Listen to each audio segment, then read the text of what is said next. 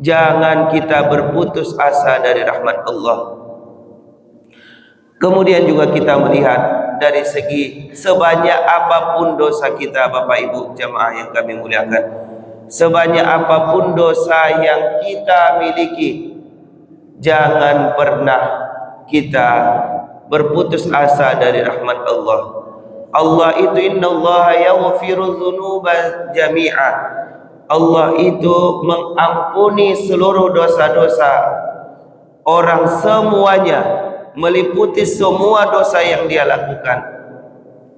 Ketika kita masih menghidupkan harapan bahwa Allah akan mengampuni dosa kita.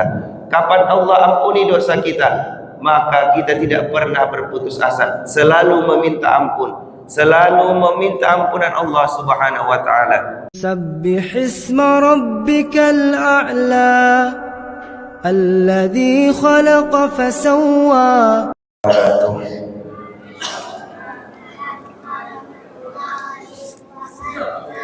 Alhamdulillah, alhamdulillahi rabbil alamin, wassalatu wassalamu ala sayyidina Muhammadin wa man tabi'ahum bi ihsanin ila yaumiddin.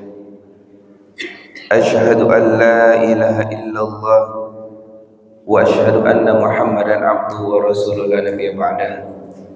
Subhanaka la ilma lana illa ma 'allamtana innaka antal alimul hakim.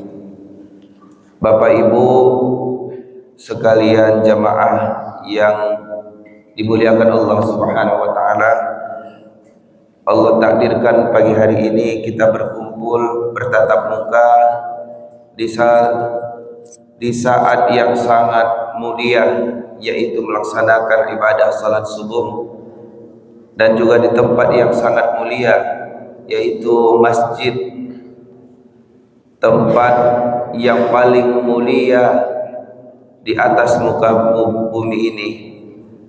Bapak Ibu jamaah yang kami muliakan, mengawali pengajian kita ini, kami menyampaikan kepada kita semua bahwa ada satu yang tidak boleh padam dalam diri manusia.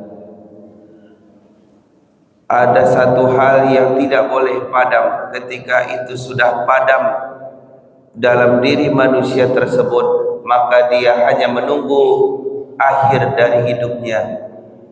Dia hanya menunggu kematiannya. Apa itu Bapak Ibu? Adalah yang tidak boleh padam dalam diri seseorang adalah harapan.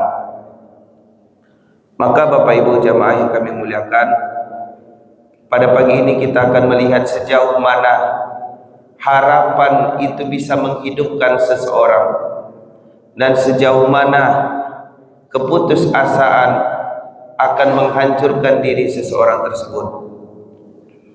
Bapak Ibu jamaah yang kami muliakan, sebelum kita masuk kepada pengajian kita, sebentar kami ceritakan, sejenak kami ceritakan terkait dengan perang dunia yang kedua, yaitu antara Amerika Serikat dengan Jepang. Ketika itu salah satu kota yang ada di Jepang, yaitu kota Hiroshima dan Nagasaki, itu dibom dilululantahkan oleh pemerintah Amerika Serikat pada saat itu. Kemudian para warga sipil itu banyak meninggal, banyak yang tewas pada saat itu.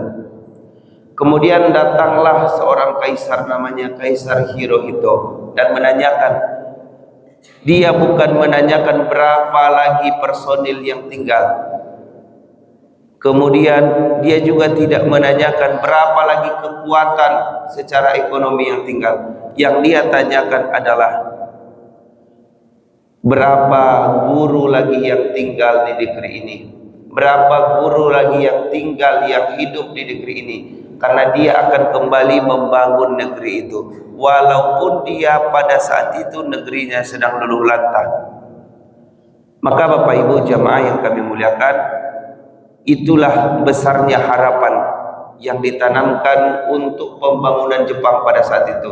Dan hari ini Jepang adalah salah satu negara yang dikategorikan yang sudah masuk ke negara maju secara pendidikan, secara teknologi, keuangan dan segala macamnya.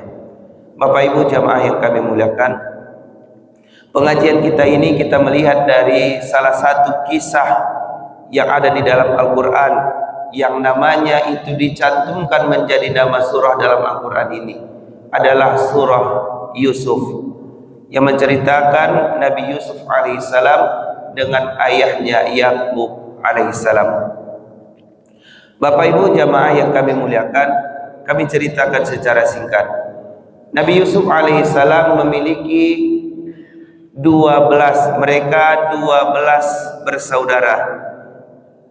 Jadi ada 11 saudaranya dan dia termasuk satu menjadi 12. Ada salah satu saudaranya yang bernama Bunyamin.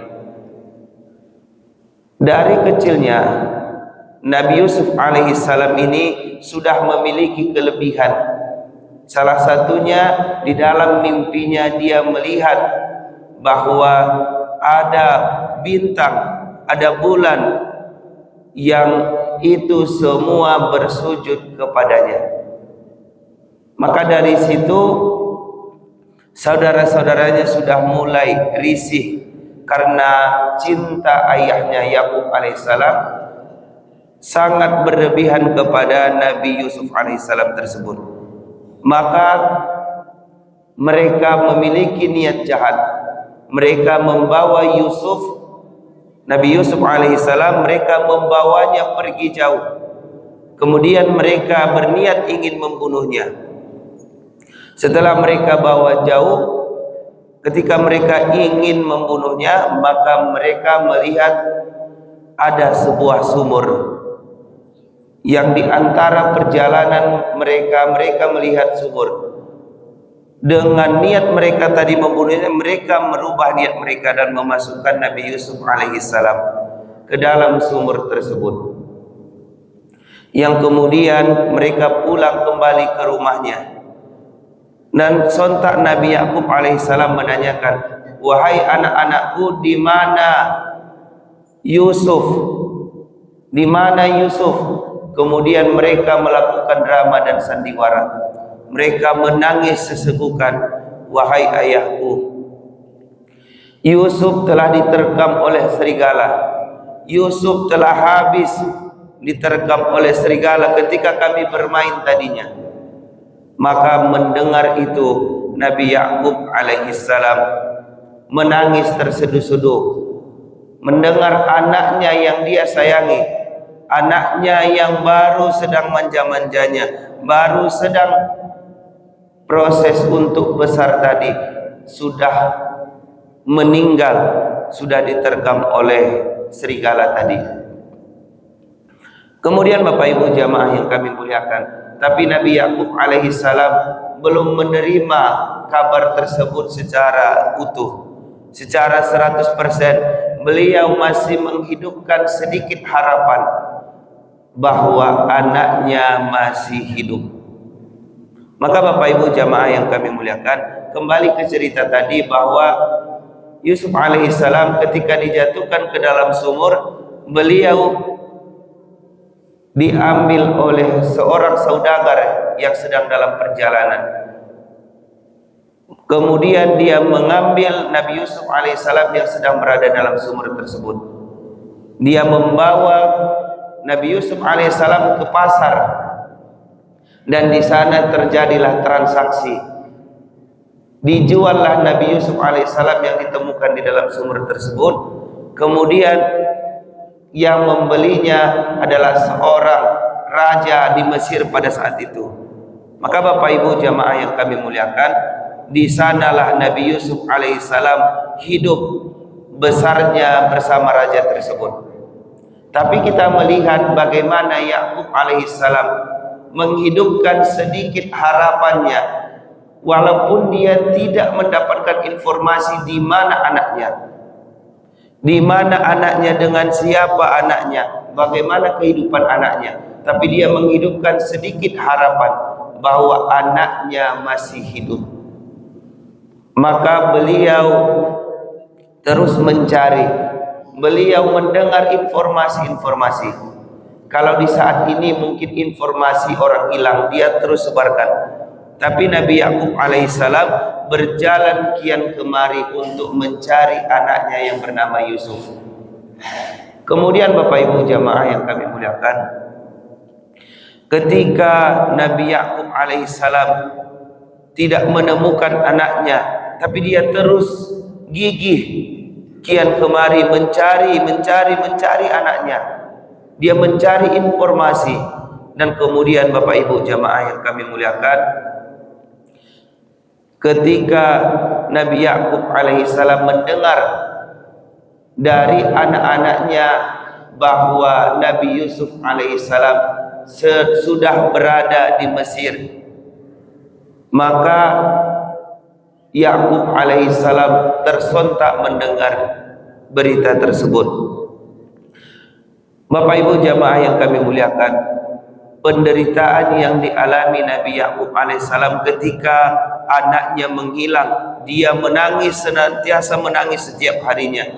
Melihat anak kecil dia menangis, sampai dikisahkan di dalam Al-Quran, Nabi Yakub alaihissalam mengalami kebutaan dan hitam dari matanya itu memutih, dan bekas air matanya itu Bapak Ibu sampai membuat bekas di pipinya. Aliran air matanya itu sampai membekas di pipinya Bapak Ibu, karena tangisan yang beliau lakukan ketika mencari anaknya, ketika dia masih mengingat anaknya yang hilang, yang entah kemana perginya.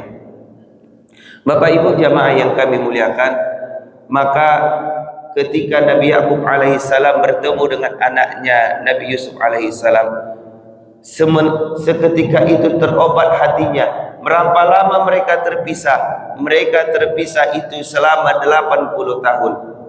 Coba bayangkan Bapak Ibu, 80 tahun Nabi Yakub alaihissalam menghidupkan harapannya bahwa anaknya masih hidup. Dan Allah pertemukan, Allah tunjukkan kekuasaannya bahwa Nabi Yusuf alaihissalam beliau masih hidup, dan Nabi Yakub alaihissalam terobati semua rindunya. Seketika itu sembuh matanya yang buta menangisi anaknya. Maka itulah mukjizat yang Allah berikan kepada Nabi Yakub alaihissalam, juga kepada Nabi Yusuf alaihissalam. Bapak Ibu jamaah yang kami muliakan, Nabi Yakub alaihissalam menghidupkan harapannya 80 tahun untuk bertemu dengan anaknya. Lalu apa pelajaran yang akan kita ambil dari ayat ini? Bapak Ibu jamaah yang kami muliakan, tidak ada satupun seseorang yang akan mati kecuali harapannya sudah mati terlebih dahulu. Ada orang yang sedang senang-senangnya hari ini, kemudian Allah cabut kenikmatan-kenikmatan dalam dirinya. Maka sering kita mendengar, dulu beliau itu jaya, dia punya segalanya. Tetapi Bapak Ibu, ketika Allah ambil sejenak, dia langsung berputus asa, langsung tidak ada lagi motivasi hidupnya. Sedangkan Allah sudah mengajarkan kita dari kisah Nabi Yakub alaihissalam ini. Maka ketika itu Allah menyampaikan, wala tayasu min rauhillah, jangan kita berputus asa dari rahmat Allah. Kemudian juga kita melihat dari segi sebanyak apapun dosa kita Bapak Ibu jamaah yang kami muliakan, sebanyak apapun dosa yang kita miliki, jangan pernah kita berputus asa dari rahmat Allah. Allah itu innallaha yaghfiru dzunuba jami'a. Allah itu mengampuni seluruh dosa-dosa orang semuanya, meliputi semua dosa yang dia lakukan. Ketika kita masih menghidupkan harapan bahwa Allah akan mengampuni dosa kita, kapan Allah ampuni dosa kita, maka kita tidak pernah berputus asa, selalu meminta ampun, selalu meminta ampunan Allah Subhanahu wa taala. Kita melihat dari kegigihan Nabi Yakub alaihissalam, beliau 80 tahun baru doanya diijabah oleh Allah mempertemukan kembali dirinya dengan anaknya. Maka begitu juga kita Bapak Ibu, kalau hari ini keuangan kita, ekonomi kita belum juga naik, tapi kita tidak boleh membunuh harapan bahwa hidup kita akan lebih baik di masa depannya. Kemudian Bapak Ibu jamaah yang kami muliakan,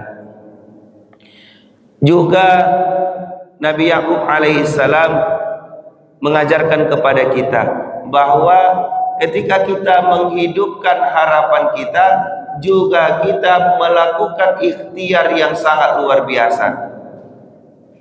Ketika kita menghidupkan harapan kita, maka kita juga harus menghidupkan usaha kita, ikhtiar kita lebih ketika kita ingin mempercepat datangnya harapan kita tersebut. Itu terlihat ketika beliau kian kemari, ke sana kemari mencari anaknya, mencari informasi anaknya selama 80 tahun. Begitu juga kita Bapak Ibu. Jangan sampai kita menghidupkan harapan tetapi kita tidak melakukan usaha apapun. Kita menyadari bahwa diri kita berdosa luar biasa, tapi kita tidak mau meminta ampunkan diri kita kepada Allah. Kita sadari bahwa ekonomi kita, kehidupan kita sangatlah susah pada hari ini, tapi kita menghidupkan harapan, namun kita sangat malas untuk berusaha, kita sangat malas untuk mencari rezekinya Allah.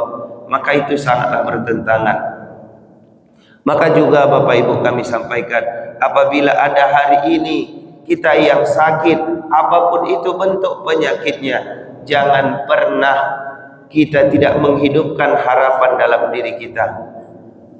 Kesembuhan itu adalah milik Allah.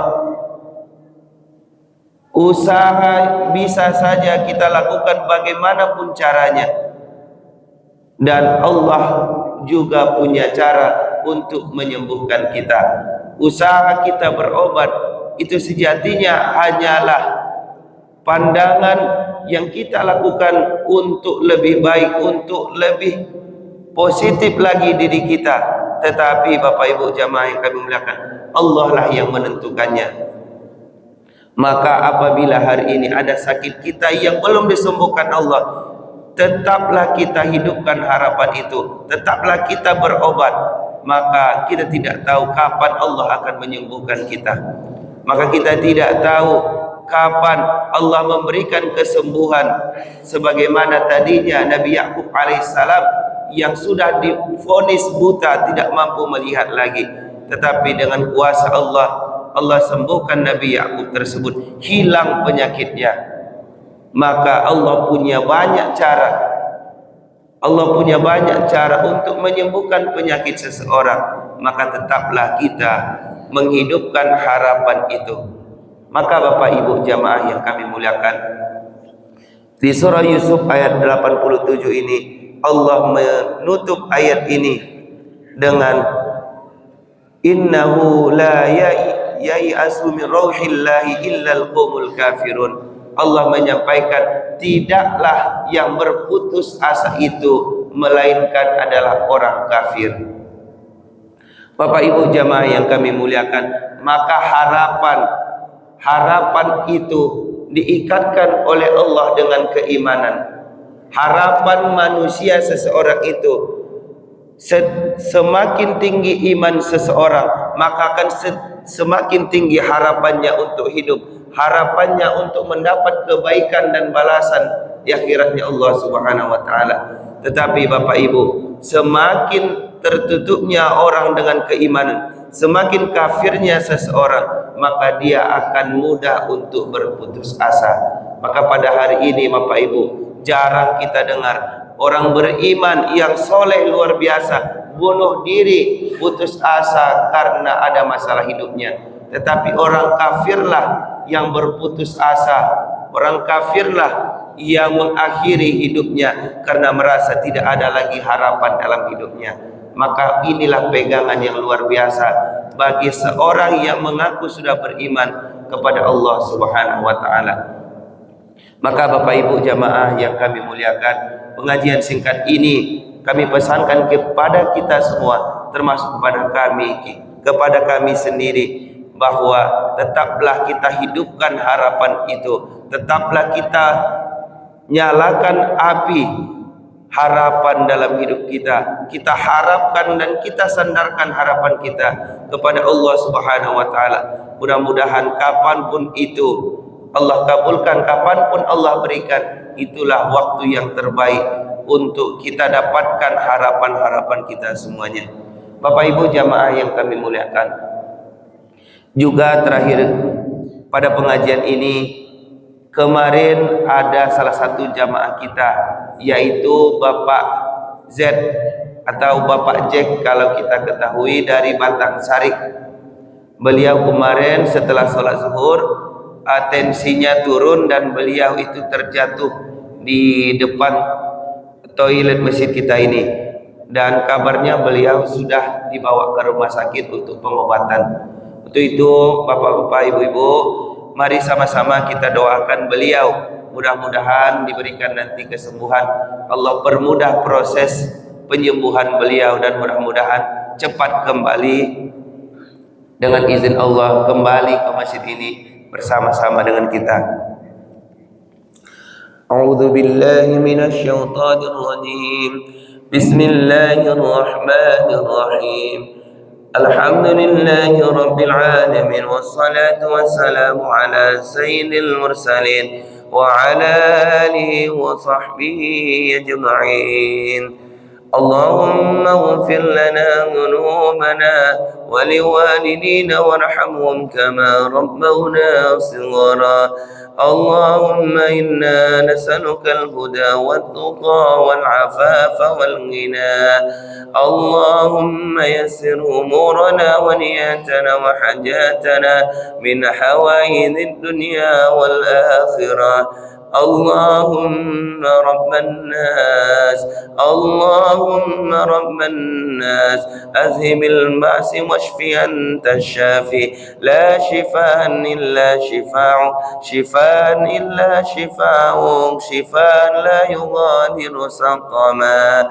اللهم بسم الله الشافي بسم الله الكافي بسم الله المعافي بسم الله الذي لا يضر مع اسمه شيء في الأرض ولا في السماء وهو السميع العليم.